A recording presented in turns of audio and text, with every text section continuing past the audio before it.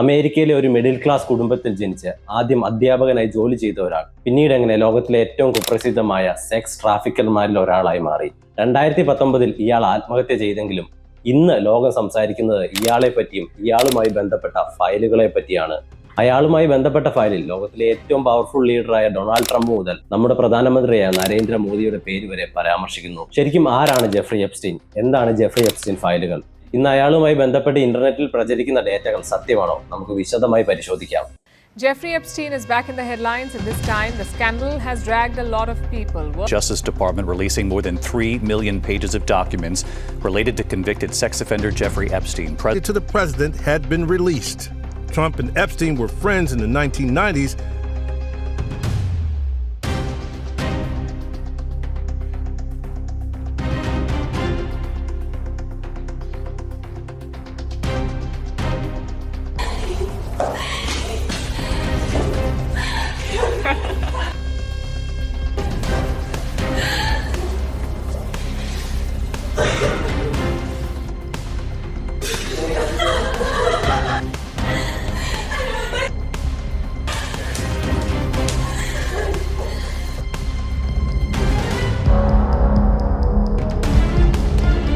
ആദ്യം തന്നെ നമുക്ക് ജെഫ്രി എപ്സ്റ്റീന്റെ തുടക്കകാലം എങ്ങനെയാണെന്ന് നോക്കാം. 1953 ജനുവരി 20 ന്യൂയോർക്കിലെ ബ്രുക്ലിൻ എന്ന സ്ഥലത്താണ് എപ്സ്റ്റൈൻ ജനിക്കുന്നത്. US-ലേക്ക് കുടിയേറി വന്ന ജൂത വംശജരായ പൗള എപ്സ്റ്റീന്റെയും സെയ്മോർ എപ്സ്റ്റീന്റെയും മകനാണ് ജെഫ്രി എപ്സ്റ്റീൻ. എപ്സ്റ്റീന്റെ അമ്മ ഒരു വീട്ടമ്മയായിരുന്നു. അച്ഛൻ ന്യൂയോർക്ക് സിറ്റി പാർക്ക് ഡിപ്പാർട്ട്മെന്റിലെ തോട്ടങ്ങൾ പരിപാലിക്കുന്ന ജോലിയും. സോ ബേസിക്കലി ഒരു മിഡിൽ ക്ലാസ് ലൈഫായിരുന്നു എപ്സ്റ്റീന്റെ. എപ്സ്റ്റീൻ പഠനത്തിൽ മിടുക്കനായിരുന്നു, പ്രത്യേകിച്ച് മാത്സ് എന്ന സബ്ജക്റ്റിൽ. പക്ഷെ ചില കാരണങ്ങൾ കൊണ്ട് ഇയാൾക്ക് ഗ്രാജുവേഷൻ കംപ്ലീറ്റ് ആക്കാൻ കഴിയുന്നില്ല. അങ്ങനെ 1974 ഒരു സർട്ടിഫിക്കറ്റ് പോലും ഇല്ലാതെ മാൻഹാറ്റനിലെ പണക്കാരുടെ മക്കൾ പഠിക്കുന്ന ഡാൾട്ടൺ സ്കൂളിൽ ഇയാൾ ഫിസിക്സും മാത്സും പഠിപ്പിക്കുന്ന ഒരു അധ്യാപകനായി ജോലിക്ക് കയറുകയാണ്. ഒരു സർട്ടിഫിക്കറ്റ് പോലും ഇല്ലാതെ അയാൾക്ക് ഇതുപോലുള്ള പ്രസ്റ്റീജിയസ് കോളേജിൽ എങ്ങനെ അധ്യാപകനായി ജോലി കിട്ടുന്നത് ഇന്നും സംശയമാണ്. ഇയാൾ കരിസ്മാറ്റിക് ആയതുകൊണ്ടും നല്ല രീതിയിൽ സംസാരിക്കാൻ അറിയാവുന്നതുകൊണ്ടും കുട്ടികൾക്കിടയിൽ എപ്സ്റ്റീൻ പ്രിയപ്പെട്ടവനായി.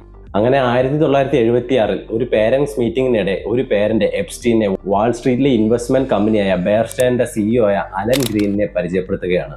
അതേ വർഷം തന്നെ എപ്സ്റ്റീന് ടീച്ചിങ്ങിനുള്ള സ്കിൽ ഇല്ലെന്നും പറഞ്ഞ് ഡാൾട്ടൺ സ്കൂൾ പുറത്താക്കുകയാണ്.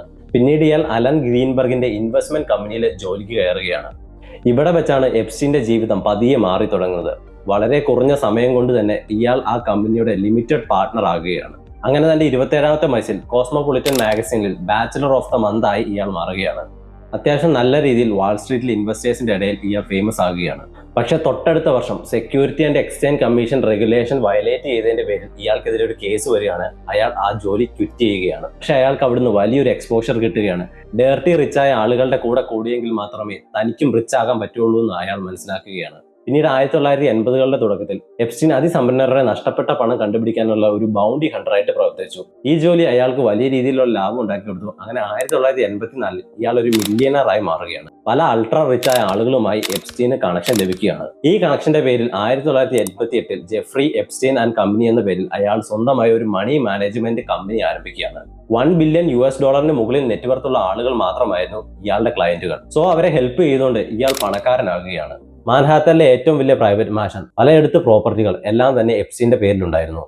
ഈ കാലഘട്ടത്തിലാണ് എപ്സ്റ്റീൻ തന്റെ പണം ഉപയോഗിച്ച് പവർഫുള്ളും വെൽത്തിയായ ആളുകളുമായി ബന്ധം സ്ഥാപിക്കുന്നത്. ഇവരുമായി ഇയാൾ ബന്ധം ഊട്ടിയുറപ്പിച്ചിരുന്നത് അയാളുടെ മാൻഷനിൽ നടക്കുന്ന പാർട്ടികളിലൂടെയായിരുന്നു. ഇയാൾ ഈ നടത്തുന്ന ആഡംബര പാർട്ടികളെ പറ്റി പല ആരോപണങ്ങൾ അവിടെ ഉയരുകയാണ്. അതിലെ മെയിൻ ആയിട്ടുള്ള ആരോപണങ്ങൾ എന്തെന്ന് വെച്ചാൽ 12-14 വയസ്സ് പ്രായമുള്ള ചെറിയ പെൺകുട്ടികളെ ഇയാൾ സെക്ഷുവലി ഈ പാർട്ടികൾക്ക് വേണ്ടി ഉപയോഗിച്ചിരുന്നു എന്നതാണ്. ഈ കാര്യങ്ങളൊക്കെ സത്യമാണോ എന്ന് അറിയാൻ വേണ്ടി പല മാധ്യമ പ്രവർത്തകർ രംഗത്തേക്ക് വരികയാണ്. പക്ഷെ ഇവർക്കെതിരെ എല്ലാം ഭീഷണികൾ ഇയാൾ മുഴക്കുകയാണ്. പതിയെ ഇവർ അന്വേഷണം നിർത്തുകയാണ്.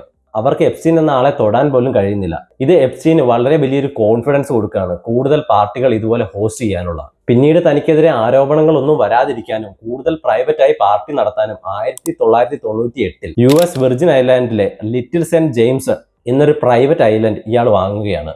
അവിടെ വലിയ രീതിയിലുള്ള മാൻഷനുകൾ, ബീച്ചുകൾ, പുറത്തുനിന്ന് ആർക്കും തന്റെ പ്രവേശനമില്ലാതെ അകത്തേക്ക് വരാൻ പറ്റാത്ത രീതിയിൽ സെക്യൂരിറ്റീസ്, ഇതെല്ലാം അയാൾ സെറ്റ് ചെയ്യുകയാണ്. അങ്ങനെ ലോകത്തുള്ള പവർഫുള്ളും വെൽത്തിയായ ആളുകൾക്ക് വേണ്ടി യാതൊരു റെസ്ട്രിക്ഷനും കൂടാതെ ലോകത്തുള്ള എന്തും ലഭിക്കുന്ന രീതിയിലുള്ള പാർട്ടികൾ ഇയാൾ ഈ ഐലൻഡിൽ ഹോസ്റ്റ് ചെയ്യുകയാണ്. അങ്ങനെ വർഷങ്ങൾ കഴിയുകയാണ്. 2005 കാര്യങ്ങൾ മാറി മറിയുകയാണ്. ഒരു 14 വയസ്സുള്ള പെൺകുട്ടി തന്റെ മാതാപിതാക്കളോടൊപ്പം ഫ്ലോറിഡയിലെ പാം ബീച്ച് പോലീസ് സ്റ്റേഷനിൽ ഒരു പരാതി കൊടുക്കുകയാണ്. ഈ പെൺകുട്ടിയുടെ സുഹൃത്തിന് അവിടുത്തെ ഒരു ബംഗ്ലാവിൽ ജോലി കിട്ടി. ഒപ്പം താനൂടെ പോവുകയാണെങ്കിൽ $200 മുതൽ $300 വരെ ജോലി ചെയ്ത് സമ്പാദിക്കാമെന്ന് കേട്ടപ്പോൾ ഈ കുട്ടിയും പോവുകയാണ്. അവിടെ ചെന്നപ്പോഴാണ് ജെഫ്രി എപ്സ്റ്റൈൻ ആണ് ഈ ബംഗ്ലാവിന്റെ ഉടമസ്ഥൻ എന്ന് അവൾ അറിയുന്നത്.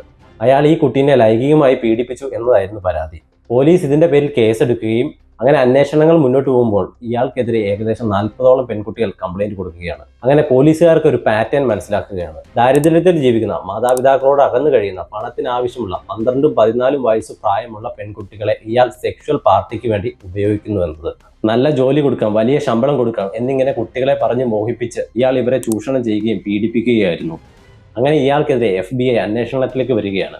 അവർ എപ്സ്റ്റീൻ്റെ ഐലൻഡ് സെർച്ച് ചെയ്യുകയാണ്. അപ്പോഴാണ് അവർക്കൊരു കാര്യം മനസ്സിലായത്, ഈ ഐലൻഡിന്റെ മുക്കും മൂലയും റെക്കോർഡഡ് ആണെന്ന്. അതായത് അവിടെ ആരൊക്കെ വരുന്നു, അവർ എന്തൊക്കെ ചെയ്യുന്നു, അങ്ങനെ A to Z കാര്യങ്ങൾ, ഫോട്ടോ, വീഡിയോ, ഓഡിയോ അടക്കം റെക്കോർഡഡ് ആണ് എന്ന്. പക്ഷേ FBIക്ക് ഇവർ ഈ ഡേറ്റ എവിടെയാണ് സ്റ്റോർ ചെയ്ത് വെച്ചേക്കുന്നതെന്ന് കണ്ടുപിടിക്കാൻ സാധിക്കുന്നില്ല. അങ്ങനെ FBI പല തെളിവുകൾ ശേഖരിച്ച് ജെഫ്രി എപ്സ്റ്റീൻ കേസ് കോടതിക്ക് മുമ്പ് ഹാജരാക്കുകയാണ്. അൺറേജ് ഗേൾസിനെ റേപ്പ് ചെയ്യുന്ന ജീവപര്യന്ത കുറ്റമായിരുന്നിട്ട് കൂടി എപ്സ്റ്റീന് പണവും സ്വാധീനം ഉള്ളതുകൊണ്ട് 18 മാസം മാത്രമാണ് ശിക്ഷ ലഭിച്ചത്. പക്ഷേ ഈ 18 മാസത്തിനുള്ളിൽ 13 മാസം കൊണ്ട് ഇയാൾ റിലീസ് ആകുകയും ചെയ്തു. അതായത് ഈ 13 മാസം ഇയാൾ പൂർണ്ണമായിട്ട് ഐസൊലേറ്റഡ് ആയിട്ടല്ല ജയിലിൽ കിടക്കുന്നത്, ഇയാൾക്ക് ഒരുപാട് പ്രിവിലേജ് കോടതി കൊടുക്കുകയാണ്. അതായത് ഇയാൾ കിടക്കുന്ന സെല്ല് ഒരിക്കലും അടച്ചിരുന്നില്ല എന്നാണ് പറയുന്നത്. അതായത് ഇയാളുടെ ജോലി ആവശ്യത്തിന് വേണ്ടി ആഴ്ചയിൽ 6 ദിവസം 12 മണിക്കൂർ ഇയാൾക്ക് പുറത്ത് പോയി ജോലി ചെയ്യാം, അതിനുശേഷം മാത്രം ജയിലിൽ വന്നാൽ മതി എന്നുള്ള കുറെ രസകരമായ പ്രിവിലേജ് ഇയാൾക്ക് ലഭിക്കുകയാണ്. അങ്ങനെ ഇയാൾ ശിക്ഷ കഴിഞ്ഞ് വെളിയിലേക്ക് ഇറങ്ങുകയാണ്. പക്ഷേ കാര്യങ്ങൾ അവിടെ കൊണ്ട് തീരുന്നില്ല.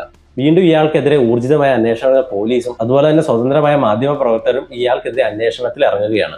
അതിലെ എടുത്തു പറയുന്നത് ജൂലി കെ ബ്രൗൺ എന്ന് പറയുന്ന മാധ്യമ പ്രവർത്തക ഇയാളുടെ ഇരകളായ 80ഓളം പെൺകുട്ടികളെ നേരിട്ട് ഇന്റർവ്യൂ ചെയ്ത് മാക്സിമം തെളിവുകൾ ശേഖരിക്കുകയാണ്. പെർവേർഷൻ ഓഫ് ജസ്റ്റിസ് എന്ന പേരിൽ ഇവർ ഇതിനെ ഒരു ബുക്കാക്കി പ്രസിദ്ധീകരിക്കുകയാണ്. ഒരുപാട് രീതിയിലുള്ള പ്രതിഷേധങ്ങൾ അമേരിക്കയിൽ ഉയരുകയാണ്. അങ്ങനെ FBI ഇയാൾക്കെതിരെ മാക്സിമം തെളിവുകൾ ശേഖരിച്ച് ജൂലൈ 6, 2019 ന്യൂജേഴ്സി എയർപോർട്ടിൽ വെച്ച് ഇയാളെ അറസ്റ്റ് ചെയ്യുകയാണ്. പക്ഷേ ഓഗസ്റ്റ് 10, 2019 ഇയാൾ പോലീസ് സെല്ലിനുള്ളിൽ വെച്ച് ആത്മഹത്യ ചെയ്യുകയാണ്. എപ്സ്റ്റീന്റെ ആത്മഹത്യയെ പറ്റി ഒരുപാട് സംശയങ്ങൾ ഉയരുകയാണ്. കാരണം ഇയാൾ ആത്മഹത്യ ചെയ്തു എന്ന് പറയുന്ന സമയത്ത് അയാളുടെ സെല്ലിലെ CCTV വർക്കാകുന്നില്ല, ഡ്യൂട്ടിയിലുള്ള പോലീസുകാർ ഉറങ്ങിപ്പോയി എന്നൊക്കെയാണ് പറയുന്നത്. അതുപോലെ തന്നെ ഒരുപാട് കോൺസ്പിറൻസി തിയറികളും വരികയാണ്. കാരണം ഇയാളുടെ പക്കൽ ഒരുപാട് ഹൈ പ്രൊഫൈൽ ആയ ആളുകളുടെ ഡേറ്റയുണ്ട്. അത് നാളെ പുറലോകം അറിയുമല്ലോ എന്നുള്ള ഭയത്തിൽ അവർ എപ്സ്റ്റീനെ കൊല്ലിച്ചതാണെന്നും പറയാറുണ്ട്. പക്ഷേ അയാളുടെ മരണത്തോടെ ഈ കാര്യങ്ങളെല്ലാം കുറെ നാൾ കെട്ടടങ്ങിയിരുന്നു. പിന്നീട് എപ്സ്റ്റീനുമായി റിലേറ്റഡ് ആയിട്ടുള്ള കാര്യങ്ങൾ ചർച്ചാ വിഷയമാകുന്നത് 2024 അമേരിക്കൻ പ്രസിഡന്റ്സ് ക്യാമ്പയിൻ വേദിയിൽ വെച്ചിട്ടാണ്. ട്രംപ് പ്രസിഡന്റ് ആകുകയാണെങ്കിൽ എപ്സ്റ്റീനുമായി റിലേറ്റഡ് ചെയ്ത എല്ലാ എപ്സ്റ്റീൻ ഫയലുകളും, അതായത് ഡേറ്റകളാകട്ടെ, ഇമേജസ് ആകട്ടെ, ഓഡിയോസ് ആകട്ടെ, വീഡിയോസ് ആകട്ടെ, എല്ലാം താൻ പുറത്തു കൊണ്ടുവരും എന്നാണ് ട്രംപ് ക്യാമ്പയിനിൽ പറഞ്ഞത്. കാരണം മുൻ പ്രസിഡന്റും ഡെമോക്രാറ്റിക് പാർട്ടി അംഗവുമായ ബിൽ ക്ലിന്റൺ എപ്സ്റ്റീന്റെ സുഹൃത്താണെന്നും ജോ ബൈഡൻ സർക്കാർ ബിൽ ക്ലിന്റനെ പ്രൊട്ടക്ട് ചെയ്യാൻ വേണ്ടി എപ്സ്റ്റീൻ ഫയൽ പൂർത്തി വെച്ചിരിക്കുകയാണെന്നാണ് ട്രംപ് പറഞ്ഞിരുന്നത്. പക്ഷേ ട്രംപ് ജയിക്കുകയും പിന്നീട് വന്ന വഴി മറക്കുക എന്ന് പറയുന്ന പോലെ ട്രംപ് എപ്സ്റ്റീൻ ഫയൽസിനെ പറ്റി യാതൊരു ഡേറ്റയും പിന്നീട് പുറത്തുവിടുന്നില്ല.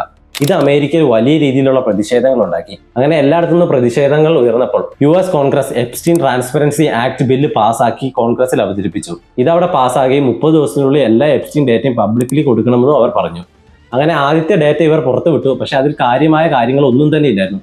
പക്ഷെ ജനുവരി 30, 2026 എപ്സ്റ്റീനുമായി റിലേറ്റഡ് ആയ ഏകദേശം 30 ലക്ഷത്തോളം വരുന്ന ഡേറ്റകൾ ഇവർ പുറത്തിറക്കി.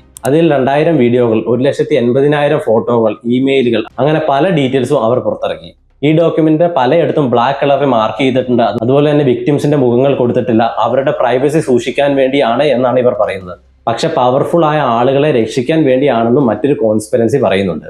ലോകത്തുള്ള പല റിച്ചും പവർഫുള്ളും ഫേമസ് ആയ ആളുകളുടെ പേരും ഇമേജസും എല്ലാം തന്നെ എപ്സ്റ്റീൻ ഫയൽസിൽ വന്നിട്ടുണ്ട്. ഒരുപാട് ആളുകളുടെ പേര് ഇതിൽ വന്നിട്ടുണ്ടെങ്കിലും ഡൊണാൾഡ് ട്രംപിന്റെ പേര് വന്നതാണ് ഏറെ ചർച്ചയുമായത്. ഏകദേശം 1600ഓളം ഇടങ്ങളിലാണ് ഡൊണാൾഡ് ട്രംപിന്റെ പേര് എപ്സ്റ്റീൻ ഫയൽസിൽ മെൻഷൻ ചെയ്തിരിക്കുന്നത്. ഒരു കാലത്ത് താനും എപ്സ്റ്റീന് ഫ്രണ്ട്സ് ആയിരുന്നുവെന്നും പക്ഷെ വർഷങ്ങൾക്ക് മുമ്പ് തന്നെ താൻ എപ്സ്റ്റീനുമായുള്ള സൗഹൃദം ഉപേക്ഷിച്ചുവെന്നും എപ്സ്റ്റീന്റെ സെക്സ് റാക്കറ്റുമായിട്ട് തനിക്ക് യാതൊരു ബന്ധവുമില്ലെന്നാണ് ട്രംപ് പറയുന്നത്. നമ്മുടെ ഇന്ത്യയിൽ ഈ വിഷയം ചർച്ചയാകാൻ കാരണം മോദി എന്ന പേര് എപ്സ്റ്റീൻ ഫയൽസിൽ വന്നതുകൊണ്ടാണ്. പേര് വന്നതുകൊണ്ട് മാത്രം അവർ കുറ്റക്കാരാണ് എന്നതല്ല.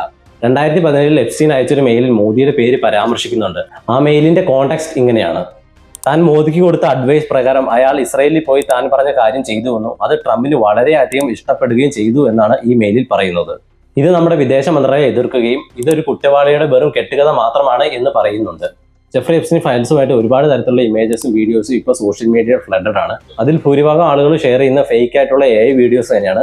പല ആളുകളും കൺഫ്യൂസ്ഡ് ആണ് ഏതാണ് റിയൽ ഏതാണ് ഫേക്ക് എന്നത്. അപ്പോൾ നിങ്ങൾക്ക് ഈ ഒരു വെബ്സൈറ്റ് US ഗവൺമെന്റ് ഈ ഒഫീഷ്യൽ വെബ്സൈറ്റ് നോക്കുകയാണെങ്കിൽ നിങ്ങൾക്ക് കറക്റ്റ് ആയിട്ടുള്ള ഇമേജസും വീഡിയോസും എല്ലാം അവൈലബിൾ ആണ്. ഈ വെബ്സൈറ്റിലുള്ള ഡേറ്റ സെർച്ച് ചെയ്യുകയാണെങ്കിൽ നിങ്ങൾക്ക് മനസ്സിലാകും ഏതാണ് റിയൽ ഏതാണ് ഫേക്ക് എന്നത്. എന്തൊക്കെ പറഞ്ഞാലും ലോകത്തുള്ള എല്ലാ പവർഫുൾ ആയ ആളുകളെയും ജെഫ്രി എപ്സ്റ്റീനെ കണക്ട് ചെയ്യാൻ സാധിച്ചിട്ടുണ്ട്. അത്രയും ഭീകരമായിരുന്നു അയാളുടെ നെറ്റ്വർക്ക്. സോ ജെഫ്രി എപ്സ്റ്റീൻ ഫയൽസുമായി റിലേറ്റഡ് ആയിട്ടുള്ള കാര്യങ്ങൾ നിങ്ങൾക്ക് മനസ്സിലായി എന്ന് കരുതുന്നു. സോ ഇതുപോലുള്ള വീഡിയോസ് റെഗുലറായി വേണമെങ്കിൽ ഈ ചാനൽ ഒന്ന് സബ്സ്ക്രൈബ് ചെയ്യുക. See you in the next video.